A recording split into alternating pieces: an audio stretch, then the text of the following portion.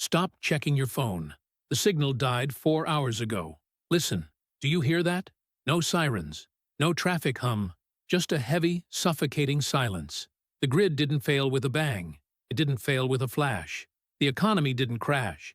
It just stopped breathing. The water in your tap is sputtering its last drop right now.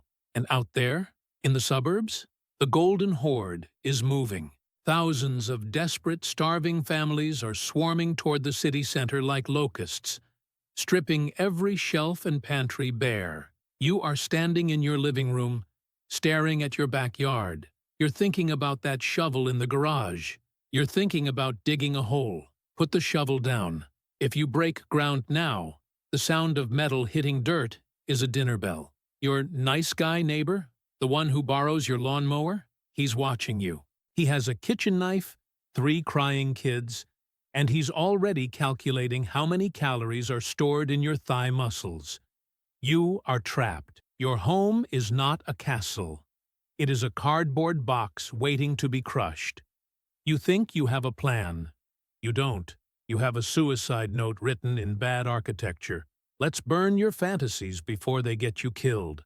First, the backyard bunker myth. You think burying a shipping container makes you a prepper? Wrong. Without industrial hydraulics, that steel box is a coffin. It will buckle under the Earth's weight. Groundwater will seep in. You will either be crushed like a soda can or drown in the dark. Second, the cabin in the woods myth. You're going to run to the forest? Look at your hands. They are soft. You are an accountant, not a hunter-gatherer. Nature is a serial killer. You will die of dysentery or hypothermia within 72 hours, while looking for berries that turn out to be poison.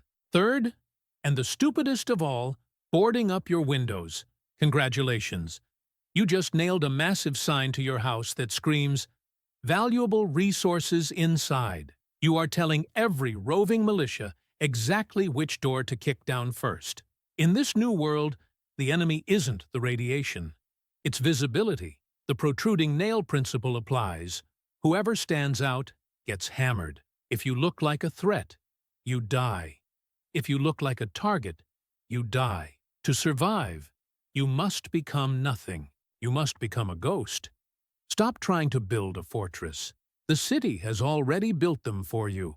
Brutalist, ugly, industrial monsters that everyone else ignores because they are too busy looting the electronics store. Forget bricks. Here is your inventory. A 30-inch crowbar, the city's master key, hardened steel padlocks, a bucket with quicklime, because the sewers are backing up, and dying of cholera in your own filth is a pathetic way to go, and door wedges. Simple rubber wedges. The most underrated tactical device on Earth. Here are the 5 invisible strongholds. Pick one. Move.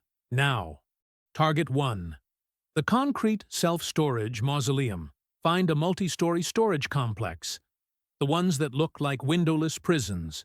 Avoid the ground floor. Go up. Heat rises, floods descend, and looters are lazy. They won't climb 4 flights of stairs if there's junk to steal in the lobby. These buildings are pure thermal mass.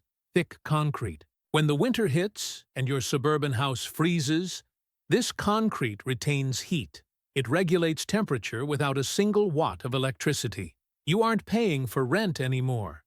You are squatting in a fortress. Target 2. The building's blind spot. The technical floor. Skyscrapers and hotels have guts. Intermediate floors, usually the 13th or 14th, dedicated solely to HVAC and water pumps.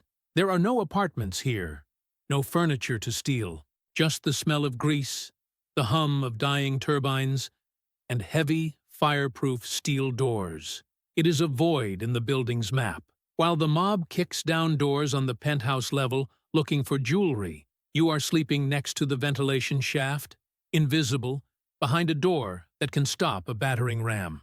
Target 3. The dead zone, the old city cemetery. Macabre, maybe, but look at the architecture.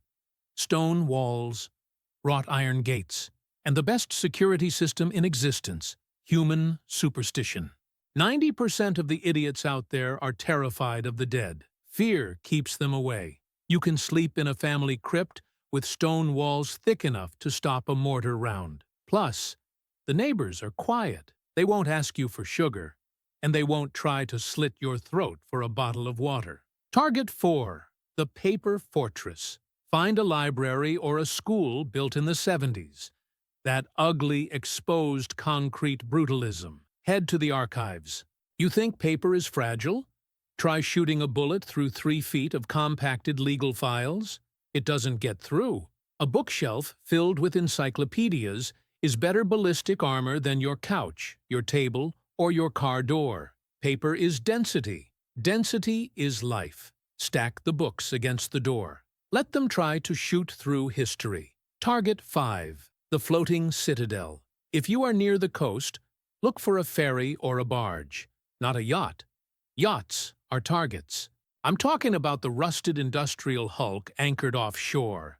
Cut the access ramp. Water is the ultimate wall.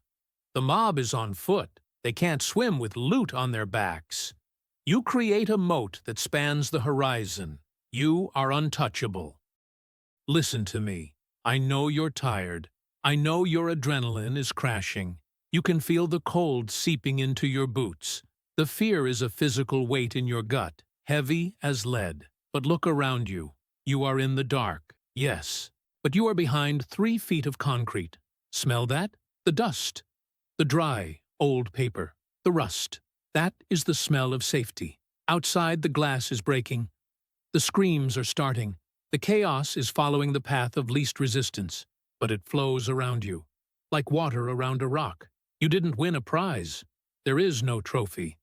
Survival isn't about being the hero with the biggest gun. It's about being the guy nobody noticed. The sun will rise in a few hours. The world will be uglier than it was yesterday, but you will be there to see it. Check your locks. Wedge the door. Stay awake.